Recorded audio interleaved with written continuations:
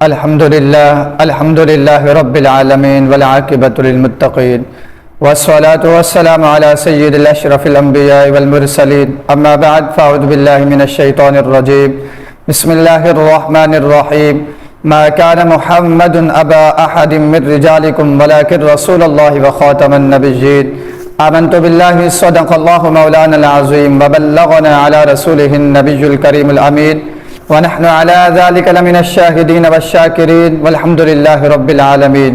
حمد و ثنا کے بعد معزز سامعین و ناظرین، السلام علیکم ورحمۃ اللہ وبرکاتہ۔ وعلیکم السلام ورحمۃ اللہ۔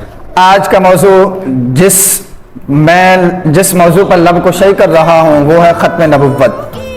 ختم نبوت یہ اتنا اہم مقصد ہے کہ حضور علیہ السلام نے فرمایا انا خاتم النبیین لا نبی بعدی، میں آخری نبی ہوں، میرے بعد کوئی نبی نہیں آئے گا۔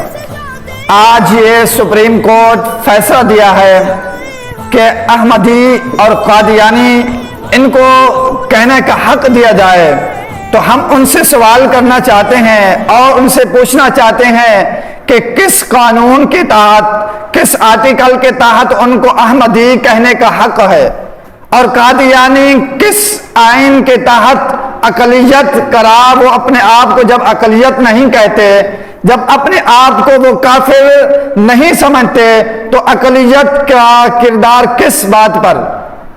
آج اگر ہم غور کریں، ختم نبوت سب سے زیادہ اہم مسئلہ ہے، اور اللہ تبارک و تعالیٰ کا فرمان ہے کہ حضور علیہ السلام آخری نبی ہیں، حضور علیہ السلام کے بعد کوئی نبی نہیں آئے گا۔ اس تقریباً قرآن پاک کی 100 آیات مبارکہ سے ختم نبوت کا ثبوت ملتا ہے، کنایتاً، اشارتاً، صراحتاً، اور احادیث مبارکہ سے 100 سے زائد احادیث مبارکہ ہیں، تقریباً 200 سے بھی زائد احادیث مبارکہ ہیں جن سے ختم نبوت کا ثبوت ملتا ہے۔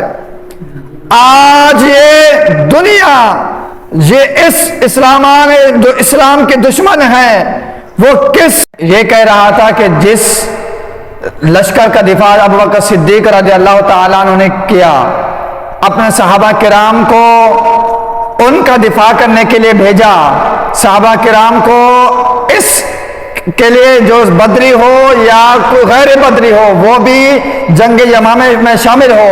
یہ اتنا اہم مسئلہ ہے کہ اس جنگ میں سب سے زیادہ صحابہ کرام شہید ہوئے، تقریباً اس جنگ میں 1200 سے زائد صحابہ کرام شہید ہوئے، اور ان میں سے 700 حفاظ کرام تھے۔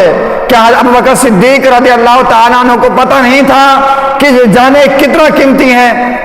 آج یہ کون سے امن کی بات کرتے ہیں؟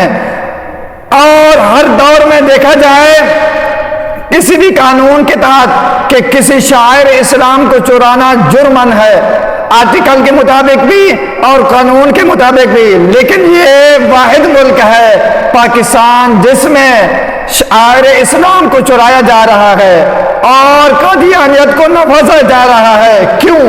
ہم ان سے چیف جسٹس سے سوال کرتے ہیں کہ تم قادیانیت کو کس قانون کے مطابق نوازے جا رہے ہو؟ خدا را آج اگر امت کا یہ فیصلہ نہ مانا، اگر جو امت احتجاج کر رہی ہے اس فیصلے کو دوبارہ فیصلہ ریویو نہ کرا، تو یہ امت آپ کے گریبانوں تک پہنچے گی۔ حضور علیہ السلام کی عزت پر آنچ نہیں آنے دے گی،